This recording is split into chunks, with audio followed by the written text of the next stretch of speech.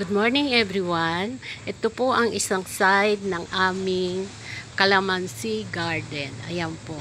Napakarami pong bunga. Ayan.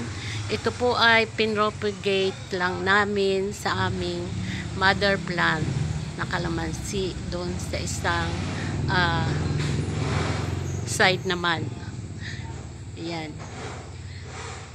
Maliit lang po ang space pero napapakinabangan po dahil talaga pong mahilig kami magtanim, lalo na po ang aking mother nung nabubuhay pa ay napakasipag din po sa halaman.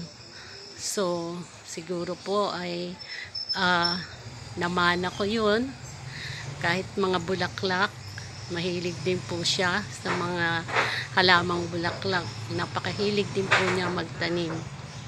Also, my husband ay dahil retired na po siya sa pagsisimad, ay ito na rin po ang hobby, magtanim sa aming backyard.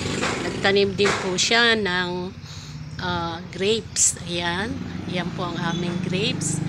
Ito po ay magandang uri ng grapes, yung nabibili po sa mga department store. Malalaki at malalaki ang kanyang bunga at matamis. Doon po sa isang side din, sa harapan ng aming bahay, mayroon din po kaming tanim na grapes at namunga na.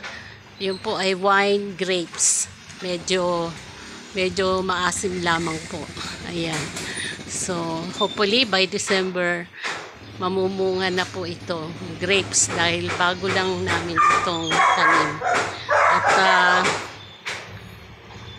ayan, ngayon nga po hindi masyadong naalagaan ang aming garden dahil nagkaroon po ako ng severe arthritis at ako po ay naoperahan sa tuhod, total knee replacement. Ayan. But this time, medyo okay na po. Nakakatayo-tayo na po ako at yun, naisipan ko pong mag-vlog uli at sana suportahan niyo po akong muli sa aking terrace home gardening. Ayan. Ayan po. Sari-sari po naming halaman ito. At yung iba pong halamang bulaklak ay napabayaan ko na siya.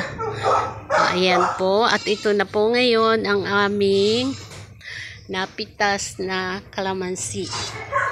Ayan. Napakarami po. Ayan. So, ginagawa ko po itong calamansi juice. At nilalagay ko sa rep. Ayan. At yung aking anak na lalaki ay napakahilig sa juice.